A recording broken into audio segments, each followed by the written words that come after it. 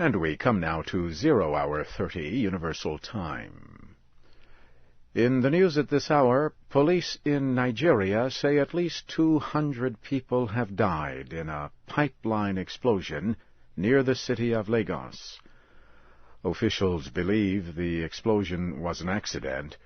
They believe people were stealing oil from the pipelines when a small fire started an explosion. They say the fire set oil containers afire. Police say they do not know the exact number of people killed in the blast, but the top police official in Lagos says the number is between 150 and 200. A Red Cross official in Nigeria says no survivors have been found. He said officials are unable to identify the victims because their bodies were so badly burned. 9 bomb explosions have killed at least 4 people in Addis Ababa, Ethiopia. 41 others have been injured. 3 of the bombs exploded within 20 minutes of each other. 2 people were killed in an explosion at a crowded eating place. Office buildings, eating places, and buses were damaged in different areas of Addis Ababa. 1 person died in an explosion on a bus. No one has claimed responsibility for the bombings. People in the Somali capital, Mogadishu, continue to flee as Islamic fighters and armed groups battle for control of the city. More than 133 people have died in 6 days of fighting. Doctors say about 200 people have been wounded. Most are civilians. A local reporter, Muhammad Dare, tells VOA that some of Mogadishu's hospitals are becoming overcrowded. The United States Embassy in Nairobi, Kenya, has called on all parties to stop fighting immediately. The temporary government of Nepal is holding 5 former cabinet ministers who served in the government of King Gyanendra. Local reports also say the temporary government has suspended several top police officers. They are being investigated for human rights violations. Opponents of the king have demanded action against officials who attempted to suppress protests. 19 demonstrators were killed in the violence. Tamil rebels in Sri Lanka have warned international ceasefire observers not to travel on Sri Lankan naval ships. The rebels say they will attack the ships if they come near coastal areas under Tamil control. A spokesman for the observers said the ceasefire signed by the rebels and the Sri Lankan government lets observers travel on naval ships to watch sea operations. The rebel warning follows a sea battle on Thursday between the Tamil Tigers and government forces. 17 sailors and 50 rebels died in the battle. Naval officials said a Tamil bomber sank a naval boat that was guarding a troop transport ship.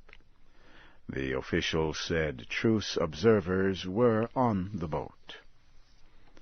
You are listening to the news in VOA Special English. A top United Nations official will travel to Burma to demand that the country restore democracy and respect human rights. A spokesman for the UN said Ibrahim Gambari will travel to Burma soon. No date for the trip has been set. The United States ambassador to the UN said he wants Mr. Gambari to raise the issue of opposition leader Aung San Suu Kyi at all of his meetings. Diplomats say international inspectors have found new evidence of highly enriched uranium in Iran. They said the discovery could show that Iran is secretly seeking material for nuclear weapons. News agencies report that the diplomats said the United Nations Nuclear Agency found the evidence on equipment used at a former research center in Iran. The diplomats were not identified. Highly enriched uranium is required for nuclear weapons. However, the diplomats said there could be other explanations for the substance. An Iranian Foreign Ministry spokesman dismissed the reports as not important. In Egypt, members of the political opposition and the Muslim Brotherhood say more than 200 people have been arrested. The arrests came after riot police crushed pro-democracy demonstrations on Thursday. The Egyptian Interior Ministry confirmed on Friday that the arrests were made, but it did not say how many people were arrested. The ministry said the demonstrators gathered illegally. The demonstrators were protesting a court hearing for 2 judges who said Egypt's elections last year were dishonest. The Interior Ministry said a government lawyer is questioning persons who mostly belong to illegal groups. In the United States, law enforcement agents searched the homes and office of a top Central Intelligence Agency official who resigned this week. Kyle Fogo is being investigated because of his ties to a man, Brent Wilkes, who performed work for the Defense Department. Mr. Wilkes was involved in suspected illegal payments. A member of the United States Congress, Duke Cunningham, was forced to resign from his position last year for his part in the wrongdoing. He is currently in prison.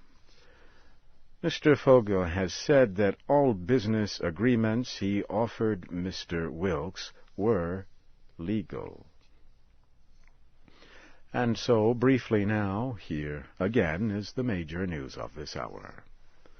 Police in Nigeria say at least 200 people have been killed in a pipeline explosion near Lagos.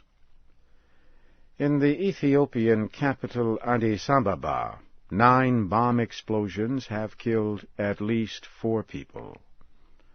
And the temporary government of Nepal is holding 5 former cabinet ministers who served in the government of King Gyanendra. So ends the news in VOA Special English.